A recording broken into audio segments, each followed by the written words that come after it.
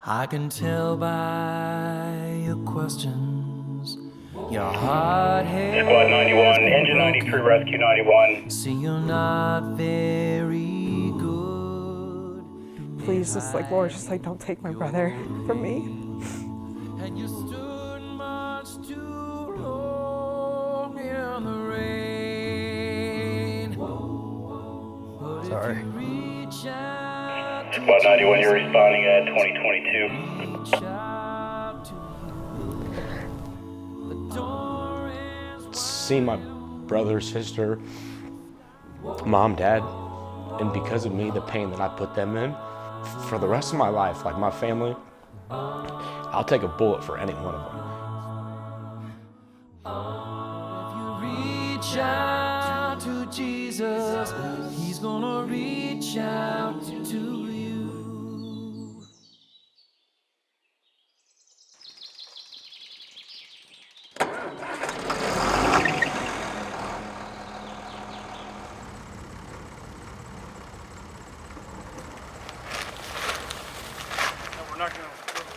Not gonna open them. So we're about 35 minutes north of Cincy. Is that enough work for one day? The town's called Argonia, Ohio. The farm is where I grew up.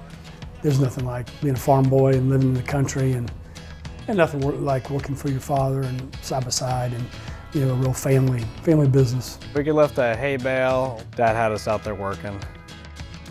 It was school, sports, church, farm, and that was kind of like what we revolved around.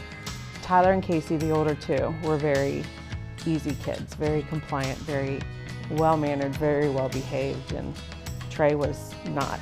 I just remember growing up and like he was barely able to like feed himself, but yet he was driving like our four-wheeler. It's just like, I don't feel like this is how this is supposed to work. So I remember going to some of the teachers and they were like, "Oh, Jody, guess what? I have Trey next year." And I was like, "Oh, yeah, well, he's not quite like the other ones, so be prepared." Lo and behold, within the first month, they were like, okay, this is not the same type of Uetrecht. I was a hellion. I mean, we knew from early on he was going to be a football player. I mean, he broke couches and chairs. I mean, he tackled everything. Football around here is everything.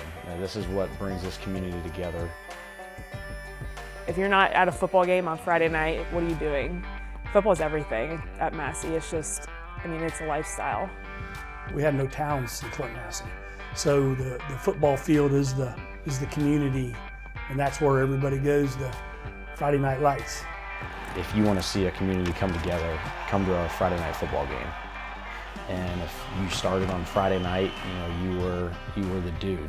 His freshman year, he started in basketball and football. He was a player. He definitely had the heart. He had the inspiration. He had the desire. He had the strength and the ability to play. He was a natural. He fell right into place. He knew, he understood it very early. I'd say he was just an extension of the coaching staff with his knowledge and his work ethic and leadership.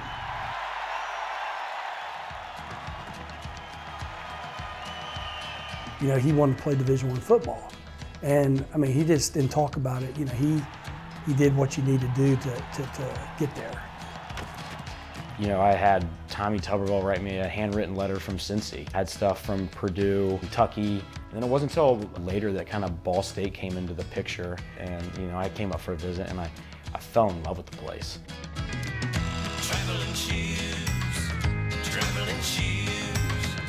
I can't wait to wear my traveling shoes. Been fenced too long, and I got those lockdown blues. I just wanna wear some traveling. So I got to Ball State August 1st of 2018 for fall camp. The reality hit me quick. When I got there, first week or two wasn't easy. College just hits you right in the face. You come from a 1,600-acre farm and having all kinds of space to this little dorm room, and that's where you're staying. As a freshman, like it's really hard to make that adjustment, and I know he struggled with it. He's a homeboy, and he'll tell you that. He likes home, but he liked the college life too. Fortunately, he got into a family right away. He left this family and he got into the Ball State football family. All 117 of our players on our team, I look at them all as a son, and I think that's part of the responsibility that I have and that I cherish, is that when you do have a chance to meet with parents and meet with, you know, their significant others, whether it's coaches, in the recruiting process, to make sure they know that when they drop them off here at Ball State to start their journey, they're going to be in good hands. With my sister, she's been through that stuff and had that experience at the Division I level, and she was like, you got to get through the first semester, get through the first season, and then you'll find your foundation, you'll find where you are, and then you can just take off from there. It wasn't easy, it was hard. I always just wanted to come home. You know, I remember walking out to the truck with him, helping him carry his bags, and giving him a hug like we always do. We always said we love you to each other. Tyler was here, and we just hugged like we always did and said goodbye.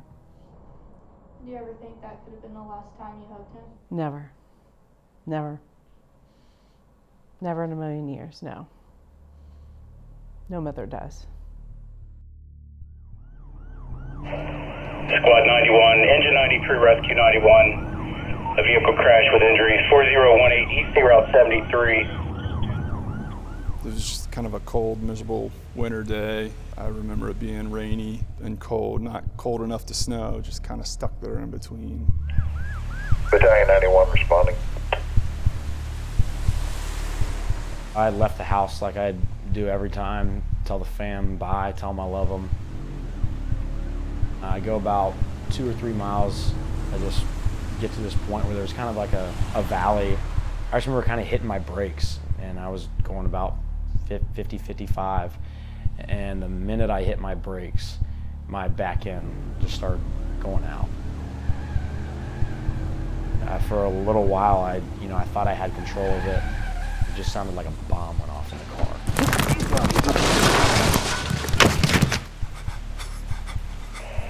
Battalion 91, you're responding 2018. Single car crash into a guardrail and tree. That road is extremely icy.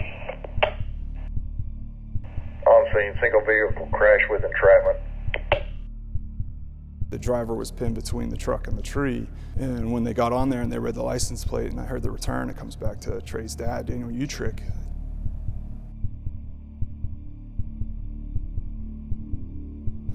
I go, how bad is it? And usually, they're in bad shape, but they're going to be okay. And when I talk to Grossenbaugh, he goes, it's bad, it's really bad. He's alive, but it's really bad.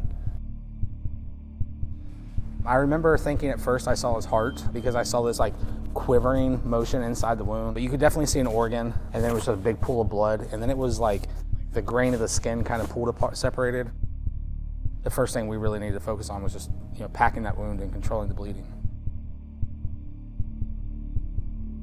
And I called my lieutenant and I go, hey, I know these people, these are friends of ours. Can I go tell the family, that way they can get started towards whatever hospital they're gonna take him to? I get over there as quick as I can, and as I'm almost there, so I'm like, oh, Gary. And he looked at me, and the look on his face told me something had happened, something was wrong. I thought about Dan, I thought about Jody. What do I need to do? Lord, what do I need to do to be there for them, as you, for some reason, are going to allow them to walk through this adverse experience?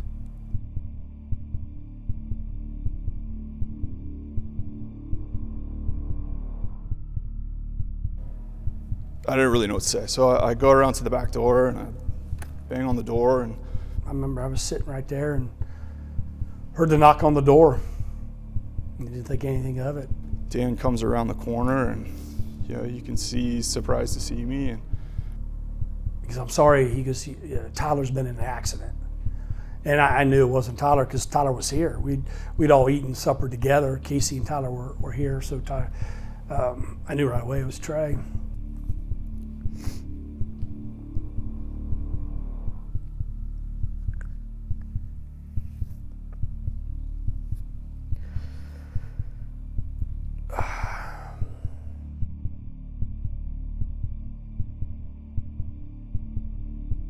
I just remember going into our living room, kind of dropping to my knees and just praying to God. I didn't know what state he was in. I just knew he was bad.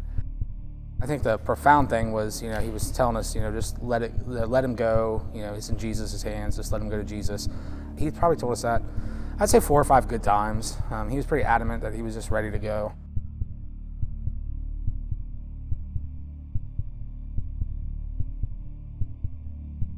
Like, we stopped the car.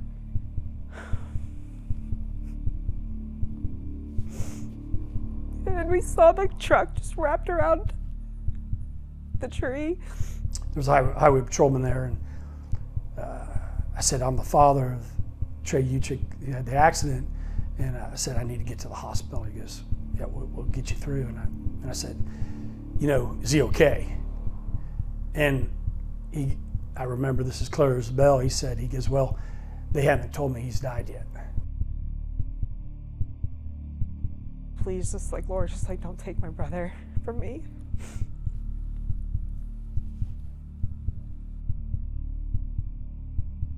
We just kept making sure we weren't bleeding through packaging to make sure it was getting good oxygen. I think we put a nasal airway in. I remember we had a gold chain. At first it had a cross on it, and then when we got him out of the car, I don't remember seeing a cross. So I never knew what happened to that.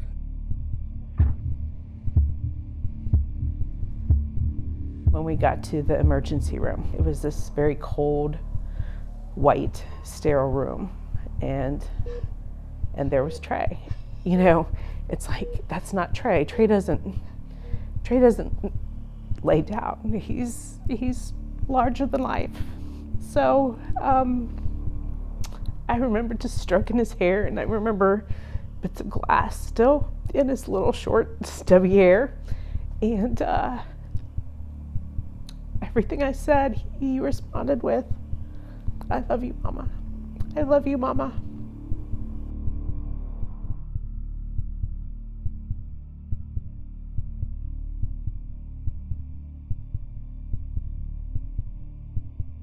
Being in the waiting room was like,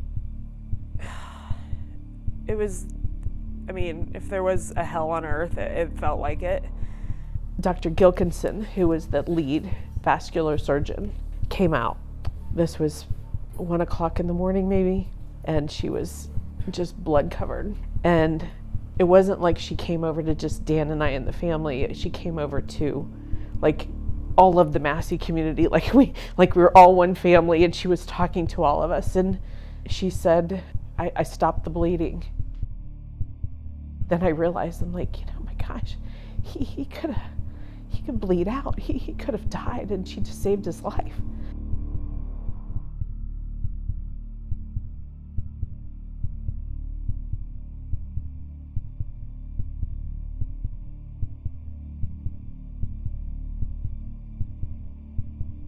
A surgeon had given me a pill vial with a cap, and it had his cross on it.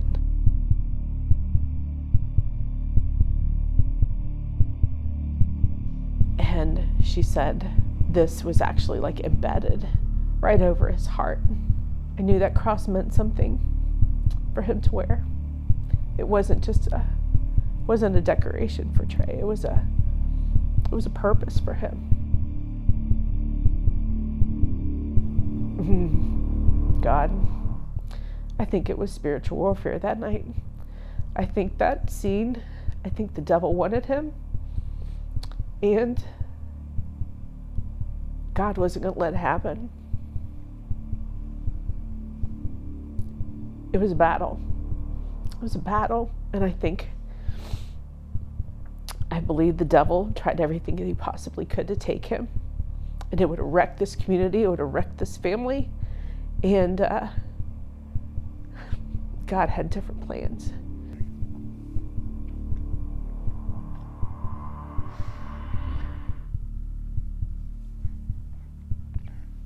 I think the biggest thing was, what I thought. I thought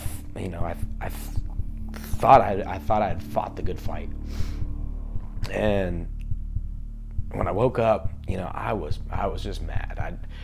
I was confused. I didn't really realize what had happened to me. And to be honest with you, I thought I was in a dream that I couldn't wake up from. Just the amount of pain, and I couldn't move. You know, I've got metal rods sticking out of my arm, destroyed my whole left arm. I think my ulnar was fractured in 2 different places. I think it's my radial was fractured in one, but they were completely like snapped. And then my humerus was snapped in half. And then my shoulder had just been basically just tore off by the force of the tree.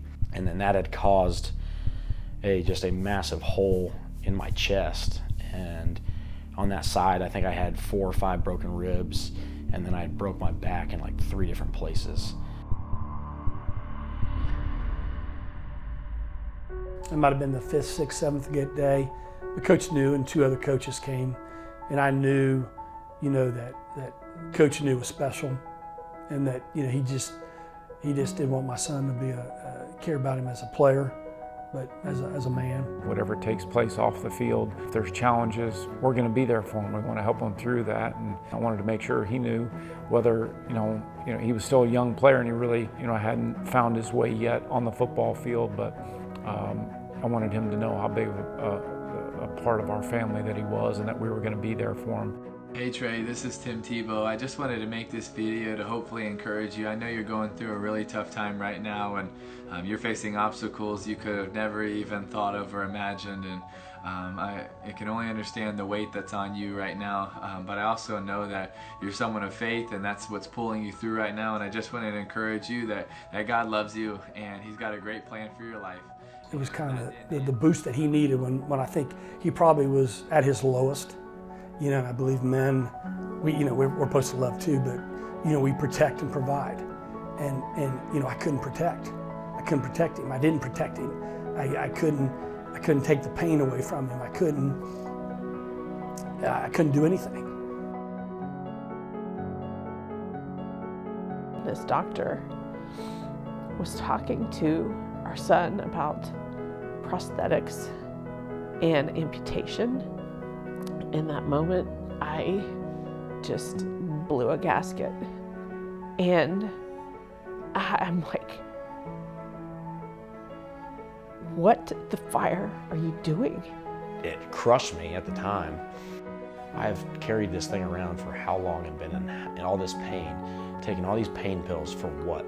I was like, cut my arm off. I was like, just take it off. I said I want it off. I'd already Googled how long it took for, you know, an amputation to heal. It was 6 weeks. I was just like, you will not.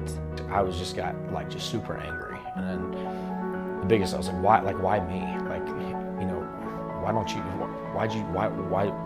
did I get chosen for this? Like, why do I have to go through this? I had stayed away from the things that, you know, most high school kids got into, prayed before every game. In my mind, I thought, God, my purpose here was to play football or sports and affect people that way. And by praying and just playing the game a certain way and just giving him the honor, I thought that was his purpose for me. When I woke up and they told me, you know, you're never gonna be able to play football again, I was like so confused, because I was like, you know, thought that was my purpose. And if I can't play sports anymore and I can't play football, then why am I here? And I lost my faith in a short span of time. You can inspire so many other people, because I know you've already started to inspire so many people, so just keep it up, Trey. God bless you, and we're praying for you. Oh my God.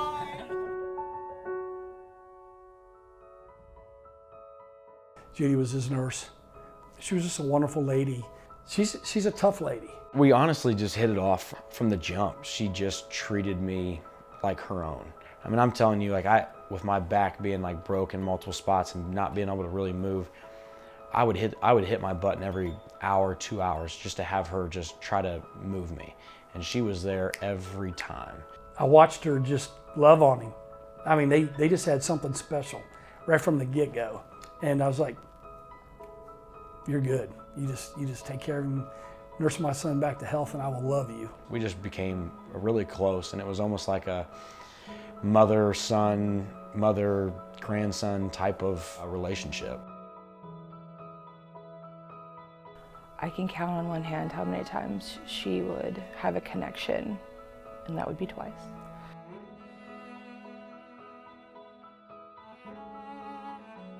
Trey was different. He was family. I could tell immediately she treated him like family. So that was that was a big deal. She's never talked about anybody like that before. One day, it was like day 28 that I was in the hospital, and she'd had me for, I don't know how many weeks she'd had me, and it's like 10 a.m., 10:30, and I'm like, I know her schedule by now, and I'm like, Judy, you're off at 7 a.m. Why don't go home? Like, what are you doing? And she just tears up and she leaves the room. When she met Trey, they were both going through hard times. She had been diagnosed with breast cancer, but she was also experiencing everything with my dad. He was very sick, in and out of the hospital for the 4 years before that. And so that was very hard. And then he was just this light for her, someone that she could relate to on a mental, emotional level. And I think she felt the need to help heal him. And he was doing the same for her, whether he knew it or not. Judy comes back in the room and she goes, Trey, she goes, I'm having a double mastectomy in 4 hours. She goes, can I just stay here and talk with you? And I'm like, what? And she's like, Trey, there's a faith about you or a spirit about you that she goes, I can't explain. That was when everything changed, because in my lowest point of my life, I mean, broken into bed, I can't move. I can't go anywhere without 3 people helping me. I have a 63-year-old woman who is confiding in me and her faith because of something that I'm giving off, and I have been the worst Christian the past 3 weeks.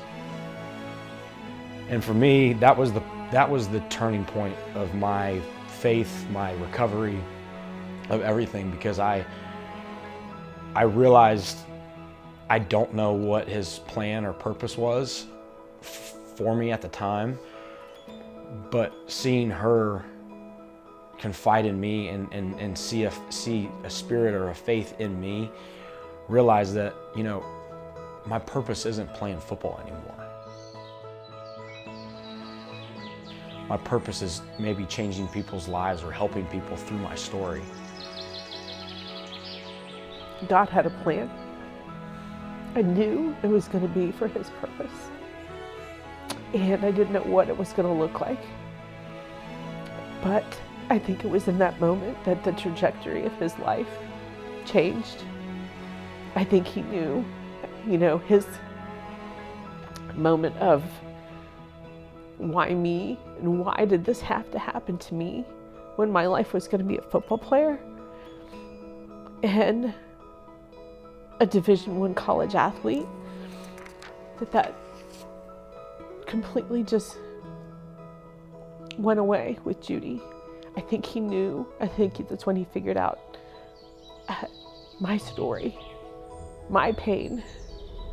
All of this is going to mean something, and it's going to impact some people, and it's going to start with this woman. And it did. It did.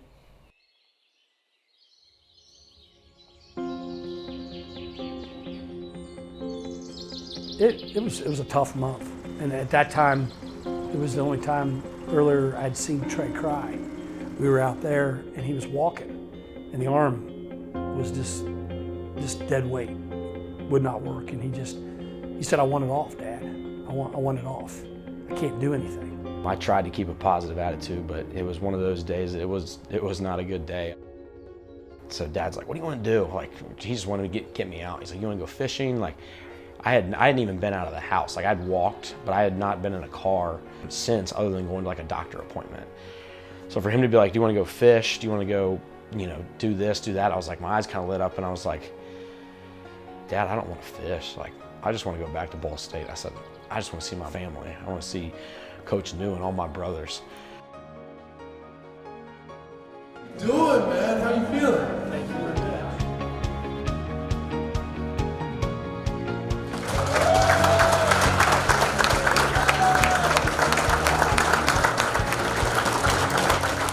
No longer did I walk into the door and all the coaches are high-fiving, dapping me up. Those were probably the one thing that I could say that truly just inspired Trey, and where we saw, where mentally I knew he's going to be okay. To be able to try to provide, some positivity, to his life at that time, knowing that I'm sure he was going through a lot of emotions about, not being able to play the game that he loved, and that he worked extremely hard to become a Division I football player. I know he wanted to be here tonight. He has a deep message for us, so it's my honor to present the Marquez Inspiration Award to Trey Uetrecht. It's impossible. I'll never be able to repay them either, because just from an emotional and a mental standpoint, like that helps more than you can even imagine. And those will be like lifelong friends from now on that I'll never forget. It was a devastating injury to Trey that ended his playing days on the football field, but I wanted to make sure that he knew we wanted him to be here as long as he wanted to be here, but we would find a role for him and we would let that role grow as he became more comfortable and more confident. I mean, before I even came back to campus, Stockton either tweeted it or he texted me, and he was like, "I'm ready for you to be my assistant whenever you're ready." And like that just put a big smile on my face, and that was super uplifting. Yeah, Lozen! Yeah, Lozen! Yeah! It's awesome to have him around here, every day. Whenever we do have a team meeting, or whenever we have a practice, or whenever we have a workout, we can't start that meeting until Trey is here, because he's just as big a part of it as everybody else. I think my purpose now is just affecting people, getting to heaven and trying to bring as many people with me. And if I can do that and affect as many people's lives that way, and just showing them that whatever adversity that life throws at you, that you can get through it, no matter what it is. We have exactly the same Trey that we had before, but an even better version of him. He's a miracle. He's truly a miracle. I can tell by your questions, your heart has been broken. See, you're not very good at hiding your pain, and you stood much too long in the rain. Let's do it against gravity, so can you meet me out here? What? It's impossible. Do it again. No. And the skies, they are blue, and our lives are a river we all must wade through. But if you reach out to Jesus, He's gonna reach out to you.